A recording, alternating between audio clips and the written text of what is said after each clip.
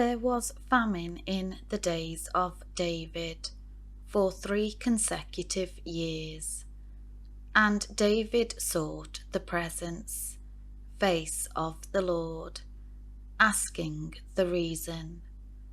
The Lord replied, "It is because of Saul and his bloody house, because he put the Gibeonites to death."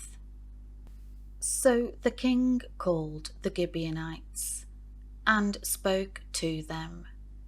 Now the Gibeonites were not of the sons, descendants of Israel, but of the remnant survivors of the Amorites.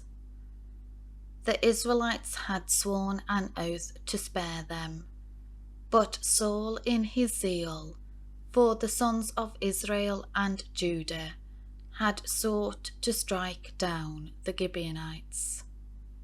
So David said to the Gibeonites, "What should I do for you?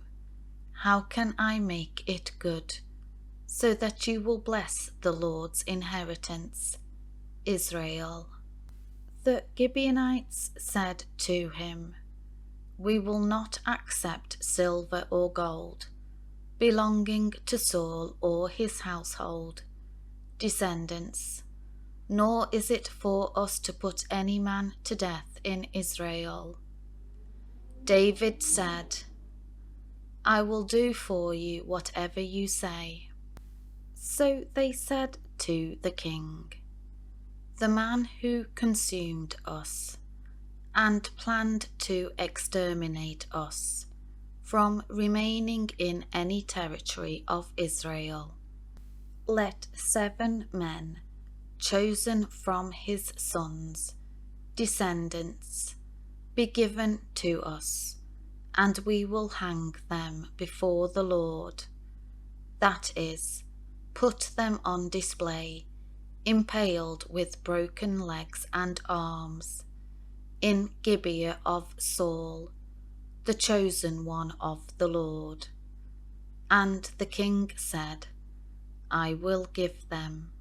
But the king spared Mephibosheth, the son of Jonathan, the son of Saul, because of the Lord's oath that was between David and Saul's son Jonathan.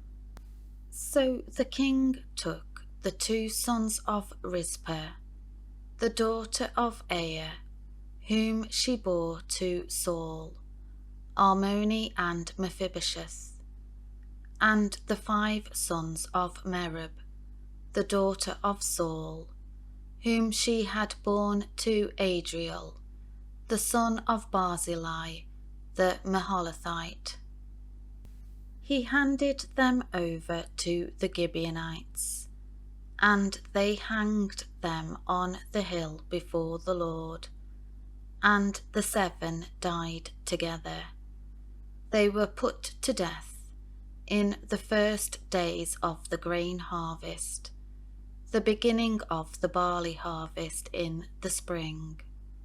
Rizpah, the daughter of Aiah, took sackcloth and spread it out for herself on the rock, from the beginning of harvest in the spring until the autumn rain fell on them, and she allowed neither the birds of the sky to rest on their bodies by day, nor the beasts of the field to feed on them by night. David was told what Rizpah, the daughter of Aiah, the concubine of Saul, had done. Then David went and took the bones of Saul and Jonathan his son from the men of Jabesh Gilead, who had stolen them from the open square of Beth-shan, where the Philistines had hanged them, on the day when the Philistines had killed Saul in Gilboa. He brought up the bones of Saul and of Jonathan his son from there, and they gathered the bones of those who had been hanged, with their arms and legs broken. They buried the bones of Saul and Jonathan his son in the country of Benjamin in Zelah, in the tomb of Kish his father. And they did all that the king commanded. After that, God was moved by prayer for the land. Now the Philistines were at war again with Israel. David went down with his servants, and as they fought against the Philistines, David became weary. Then Ishbi-benob, who was among the descendants of the giant, the weight of whose spear was 300 shekels, 6 pounds of bronze, was armed with a new sword, and he intended to kill David. But Abishai, the son of Zeruiah, came to David's aid, and struck and killed the Philistine. Then David's men swore to him, "You shall not go out again with us to battle, so that you do not extinguish the lamp of Israel."